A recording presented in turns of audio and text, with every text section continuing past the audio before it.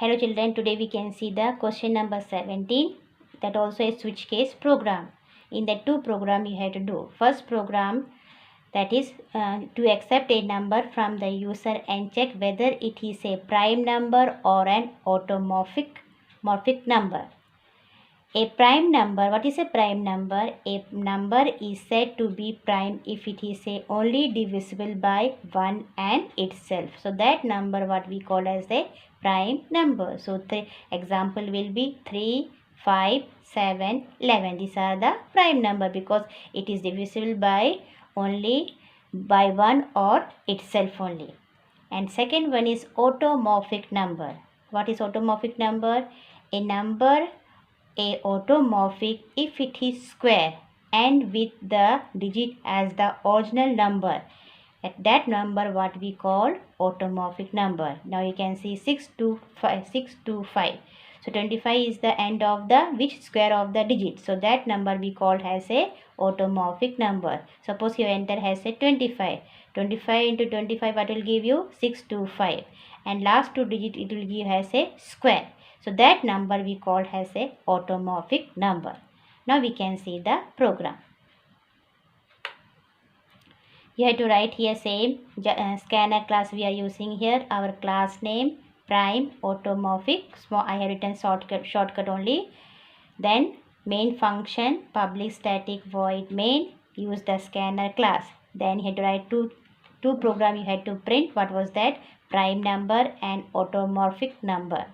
Then you had to print enter your choice and that choice you have to int choice equal to int dot next int. Then after that you have enter a number int number equal to int dot next int. Now you have to write the switch bracket. You have to write choice open the curly bracket. In that you have to write case 1. Int c equal to 0 for what we are using. Count the number of factor, how many factors that are there that you have to count, that you have declared in a int c is equal to 0. Then for int I equal to 1 semicolon I less than equal to number semicolon I plus plus. This means that this loop will run from 1 to that number. From 1 to that number this loop will be run. Then if num mod of I equal to 0 means we will check if that number is divisible by I and give the remainder 0. For that purpose we are using here if number mod of I equal to 0. It will check and whether it is divisible by I and give you remainder 0. If it is a completely divisible by I, so it is a factor. Then after that C++ here to write, that means for count that and close the two curly bracket. Then after that you have to take if C equal to 2 means the number have only two factor 1 and itself. For that purpose we are using here if C equal to 2 means number have only two factor, that is 1 and itself. Then after that you have to print it is a prime else it is a not prime. Now you can see a logic. I have taken here number equal to 3. For first I plus plus I less than equal to number, then number mod of I equal to 0. So first updation, what was that? I less than equal to 3 because our number is 3. So 3 mod of I equal to 0. So what will give as a 1. Then after that 2 for second updation 2 less than equal to 3, that means 3 mod of 2 equal to 0. So it will not divisible, that is not completely itself, that is not divisible by I itself. In the third updation 3 mod of I equal to 0, that means it was a completely divisible by itself. So you will count as a C is equal to 1. So how many times you are counting? 2 times.